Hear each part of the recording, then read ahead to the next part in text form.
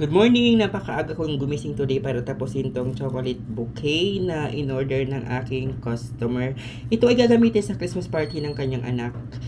So, ito ang sinadjust ko kasi ito talaga yung bestseller ko pagdating sa mga bata.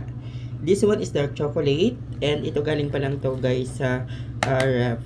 Kaya may mga moist pa siya. Tapos ito naman yung mga excess niya dito sa gilid-gilid kapag nagmo-mold kasi hindi may iwasan. Pero bago ko siya i-balot, tinatanggal ko siya. As you can see, ayan o, malinis na siya. So anyway, ito yung mga galing na pa lang sa ref. Hindi pa nababalot at hindi pa nalilinis. Pero ito na yung nalinis na siya. Mamaya i-arrange ko to into bouquet na ilalagay sa table. This one is 30 pieces. 650 ang price ko sa kanya. Pero since kaibigan ko nga yung nag-order nito is 600 na lang siya.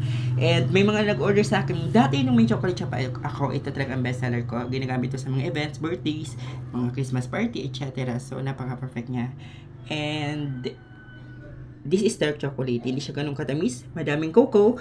Ito ang healthiest type of chocolate. So hanggang dito lang aking video at ito ay aking babalutin pa. Bye-bye!